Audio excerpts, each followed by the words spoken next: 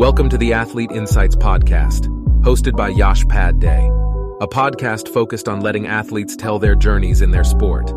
This podcast is presented by Boxed Water. Boxed water is better. Welcome into another episode of the Athlete Insights Podcast. Today I've got my guest, Ali Khan. He's a professional golfer, newly minted Ball State graduate, formerly of the Ball State men's golf team. So, Ali, appreciate you. I know the summer schedule with tournaments and stuff can be grueling with golf. Appreciate you taking the time, man, and spending it with me this morning. Yeah, absolutely. Thank you for having me. Yeah, so as I do with all my guests, I want to take it kind of back to where it all started with you, with golf or with sport in general, specific first at first. Um, when did you kind of first fall in love with sport, not just golf, sport in general, to start off? I think it came down to obviously my dad and then obviously my siblings. My dad was always a big sports guy. He grew up with like cricket, so he was Mm, always following cricket and stuff like that. And then so obviously all of us were there watching it, and then he got all my siblings into golf. So this was ah, before I was born, but he saw Tiger through his prime. yeah. And was able to was like fell in love with it, got my siblings into it, and then Hmm. obviously with that I got into it as well. Yeah. And then yeah, we just had a great instructor who like helped us throughout the whole time that like took us each step of the way. Gotcha. And golf really has been your passion. I mean, you grew up on it, and you really, you said, I watched the Sports Link, doing my research on you, watched a little bit of the Sports Link feature Yeah. on you. You talk about how you grew up with a club. You walked out with a club in your hand as a kid. And so were there any other sports that you may have tried or played as a youngster outside of golf? Honestly, no. I mean, I No. tried a bunch of different sports, but like I did swimming in high school and I did like soccer for fun on the side, but nothing as intense or as like practice intensive as golf. Gotcha. Um, so yeah, golf was where, like my family and how we were all on the course together. We all practiced at the same time, so it was cool that way. Yeah, gotcha. And can you talk about we'll get into kind of you mentioned you swam in high school as well and played golf in high school, but before we get into your high school career, I want to kind of, what's one core memory from junior golf that you would say that sticks out to you out of your junior golf career? Yeah, I mean, I th I think a lot has changed from now and then, but Hmm. what sticks out to me was when I won my first AJGA tournament in Toledo, Ohio. So it Oh, was like it's a pretty big like I should say organization, and they get a lot of the great like young golfers to play in the American Junior Golf Association. hmm. So being able to win one of those events was huge. Hmm. But now, like as I'm transitioning into like a more professional side of it, I think just seeing all of the friends I've made since like the US Kids days, since I was like 10, Yeah. doing the same journey as me and seeing them on the professional, like trying to make it professional as well is such a like core memory. Yeah. And and it all I mean, it's all kind of shaped out. I mean, I believe in, as you're young, when you're young, you kind of develop the passion, but it's great to kind of see in the journey that everybody takes, like you said, through the course of their athletic career in whatever sport it may be. And um we'll get into the high school career as well. Can you talk about your experience playing golf in high school? What was that like? Give us some brief insight on your high school career. Yeah, it was actually really good because I went to public school up until eighth grade, and then so my swim coach Jerry Hammond, he actually got my family to we attended this private school for high school. It was called Columbus Academy, Okay. and we had a solid like four or five guys who, I grew up playing with. I already knew on the team, and then we had a Hmm. couple guys that are a little younger than us, all on that team. And so it was just like a great like atmosphere, all of us like wanting to play college golf Hmm. and stuff like that. So in my year, we had four guys, like we were kind of like best friends, and we all three of us went and played college golf after. which is really Gotcha. great. Yep. So Yeah. it was just like that team aspect that we were able to like, have that passion, push each other, make sure that we were trying to win.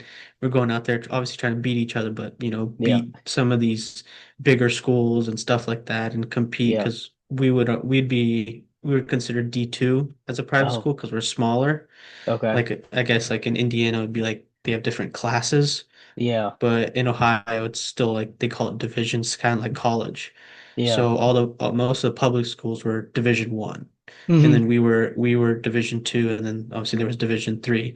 Yeah. But because of our team and how like we were always invited to like the Division 1 invitationals and stuff like that, and Uh, we would be able to go out and compete against all the high school players from across Ohio. So no, it that's was a really cool. great experience. Yeah.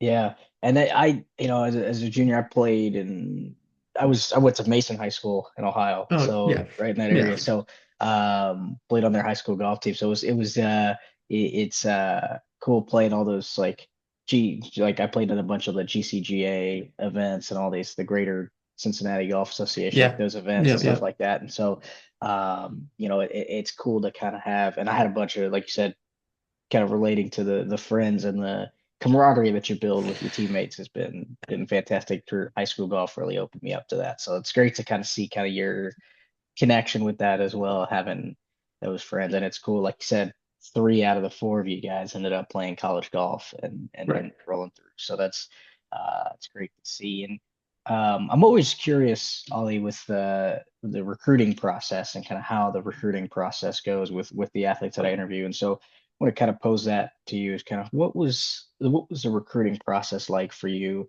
And a follow up on that is what kind of led you to Ball State there? Yeah. So definitely the recruiting process is a lot different now, but Hmm. back then, honestly, I think it was all about playing your best at the right time. Yeah. So I knew, so obviously junior summer is when you can first start talking to coaches. Yeah. And during that time, like at that time I actually won that AJGA. So I had like a really good start to my junior Hmm. year, reaching out to Yeah. um, a lot of coaches and stuff like that. I had a lot of interest. Hmm. And so, but being able to obviously improve week on week and keep those performances is what Yeah. mainly those coaches are looking for. And so Yeah. the recruitment process was interesting for especially for a northern player, you don't get to play all year round. Yeah. So you kind of restricted to, making sure that your high school season's really good and then your summer Hmm. season starts off really hot. Yeah. Because as you translate, because Ohio golf, like is fall. Yeah. So your summer and then into your fall has to be really consistent because in that winter time, obviously you're not playing anything like those kids down south. Yeah. And I mean, from what I remember is that a lot of those coaches are not gonna, especially out west or down south, unless you're like one of the top in the country, they're Yeah. not gonna try to fund or like pay for some kid to travel or even go watch him or even try to get them to come to the university down south because it doesn't cost them more money out of pocket, Mm. right? Than somebody Yeah. that's down south that they Yeah. can go visit week after week and they know that they're playing all year round and they got a schedule that they can. So it was definitely difficult. Hmm. Um, at sometimes it was hard to like you want to go to these big schools. You're looking at, these top Hmm. schools and you're like, oh, I want to be at, Vanderbilt or stuff like that. But you know that Yeah. you know, you got to be playing at that level as well. So, Yeah. um, the one thing about the recruitment process for me that stuck with me is about a coach who was with you the whole time. Yeah. Who was there from the first day all the way to obviously when you got signed. And Hmm. so Ball State was Coach Fleck was there from the first day that like I started reaching out to coaches to obviously the when I signed with them. He was Hmm. always very interested, always like on top of my scores, always willing to reach out after events, talking to me about it. So he Hmm. was somebody that, was really honed in on like trying to develop me as a person as well as my game and then Hmm. offer me that opportunity to come to Ball State was obviously amazing. Yeah. And then it was close to home, like not even 3 hours away from home, which is great. Yeah. So I always have the opportunity to come back, have my family be able to visit tournaments Yeah. Come and watch watch you. me on the road. Yep. So Yeah. yeah, end up being a great fit. And when you look at the college, I know when it comes to a variety of different sports, the game kind of changes, going from college to like from high school to college.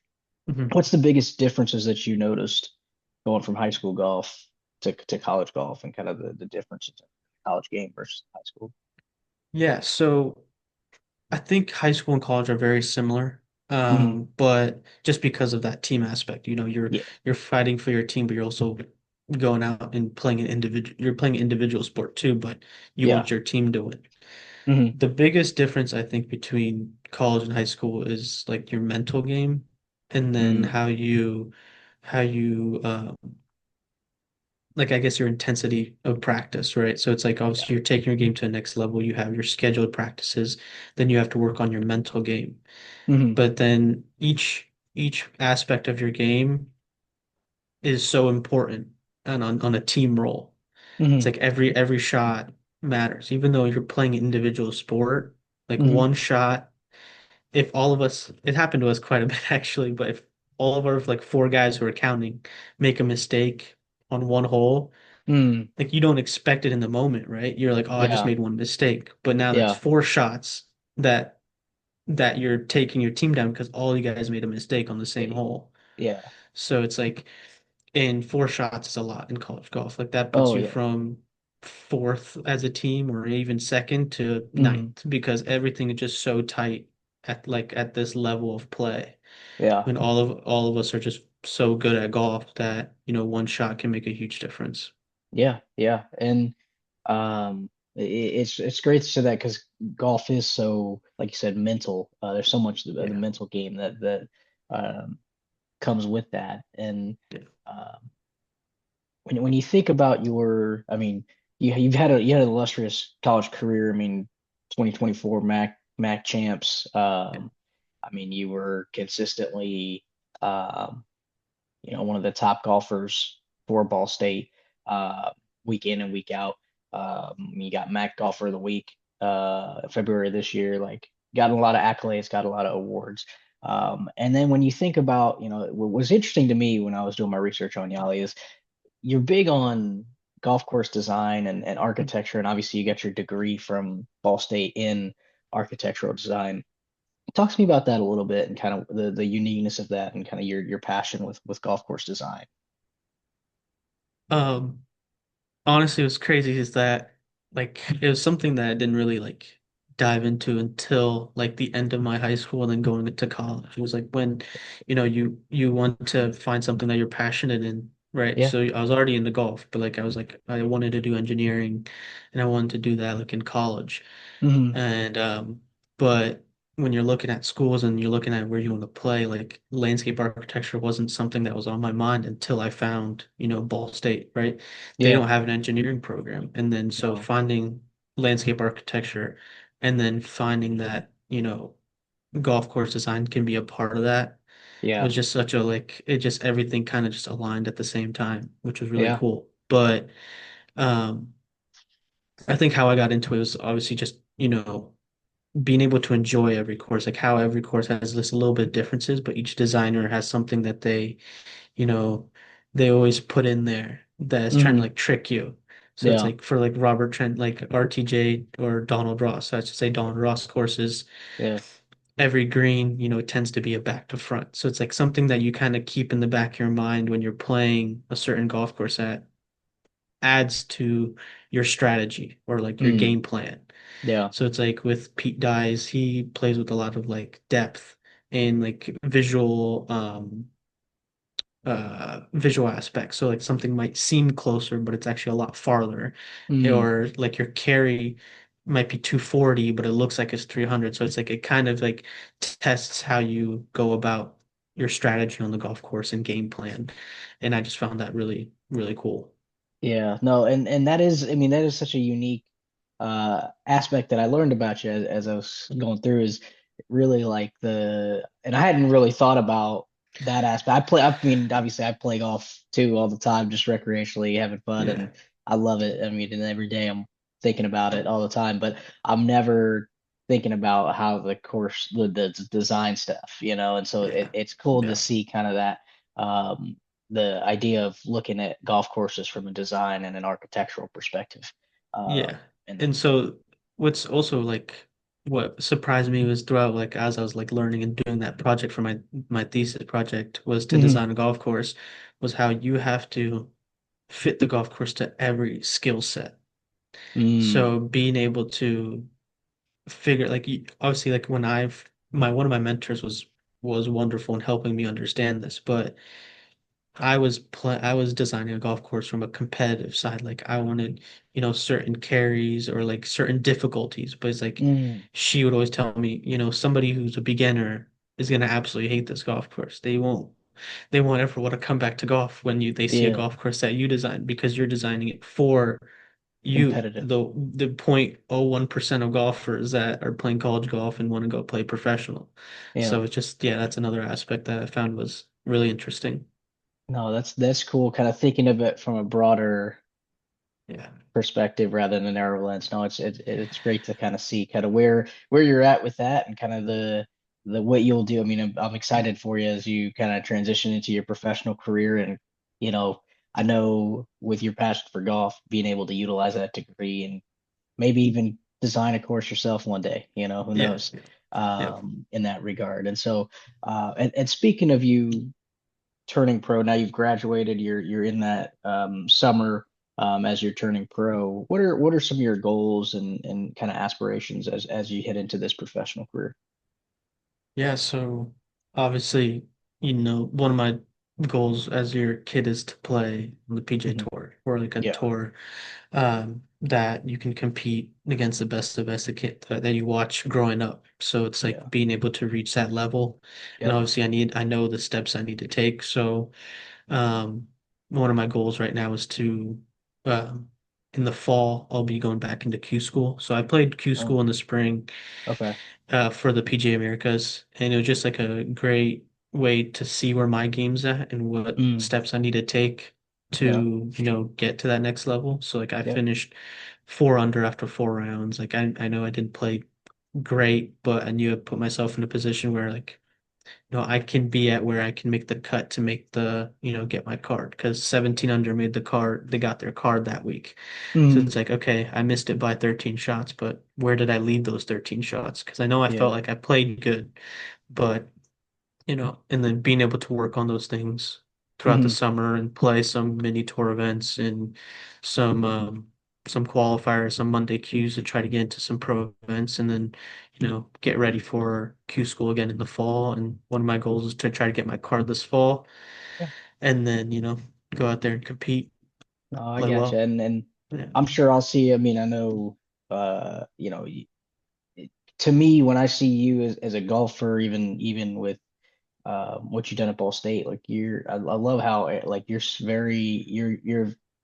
great at analyzing kind of the mistakes or the holes where you miss shots or miss putts and stuff like that. So I'm sure that I mean I know that analysis will pay off in the future. You'll end up wishing the best for you Thank you. with getting your card and everything and going through Q school again in the fall and the before we in the episode I always like to provide my guests to provide advice to young Yeah. athletes or the younger generation. And so for you I'll kind of pose the same question. If you're sitting in a room with a bunch of young golfers, youth golfers, what's one skill set or one piece of advice you'd give them to those that want to get to the level that you're at the professional level? Yeah. It's tough. I think for young golfers, I think stats Mm, is a huge aspect of the game. Doesn't matter how you keep stats, as long as you know where where shots are potentially like where you can improve. So mm-hmm. being able to like usually what I do is on golf course I do fairways, greens, putts, obviously chips, like being able Yeah, to know your accuracy. How yeah, far, writing down how far your approach shot was from the pin, how far your putt was, if even on a practice like you're going out and playing 9 holes, being Mhm. able to understand that, I hit it to 20 feet and then, I left it 3 feet short. Like I didn't give it a chance, but, I still gave now that I have a 3 footer left, which, you should be making 100% of the time. But if you three putt, now you know that, okay, I need to work on 3 footers, or I just need to work on lag putting that gets me inside of a foot so I can just tap it in. So, Mm, so I think as like they grow, just like stats become such a big part of the game. yeah. And I think that then ends up correlating with mental, right? You play to your Mhm. strengths. Yeah. So understanding the stats is where your strengths are at, and then playing to your strengths. So if you hit driver really well, I don't think you should hit iron off the tee when you know that you're going to hit the fairway with the driver. Yeah. So it's like stuff like that, being able to, grow yourself in that side of the game. No, that's very, I mean, that's cool to really, and it's so important, especially in golf with the, like you said, Yeah, the mental aspect of it so much is like what your stats are, making sure, and that's really the best way I feel like a lot of people can improve is looking back at their stats and going through and kind of analyzing, and that's really, like you said there, kind of alluded to, is that kind of helps function as kind of the backbone for your practice sessions, because then you yeah, know exactly what to practice, and you know that I'm not trying to spend too much time on this side when yeah, I can be spending more time on, whatever specific aspect, whether it's 3 footers, whether it's um bunker, in the bunker, getting out yeah, of the bunker, stuff like that. So, yeah, no, it stats is so much, and now it's even growing as a bigger part with AI coming into the fold as it's growing as an even bigger part of the game, golf as well. And so, no, I yeah, appreciate the insight on that. But yeah, that's all absolutely. that's time we have for this episode of the Athlete Insights podcast. Again, I want to appreciate Ali Khan for coming on and spending time with me. And I know I'll have your social media linked on the video on Spotify, Yeah, all these different links, so y'all can follow Ali's journey as he gets into the professional world of golf and professional golf. And you can follow my podcast on YouTube, Apple Podcasts, Google Podcasts, pretty much wherever you get a podcast, you'll find this one. So, Ali, once again, appreciate you, man, and wishing you the best of luck as you head into Q school and beyond. And I'll be following, I'll be supporting. So, yeah. appreciate you Thank you for having me. I coming on. really appreciate it. Yep. No, thank you so much, and we'll see you next time.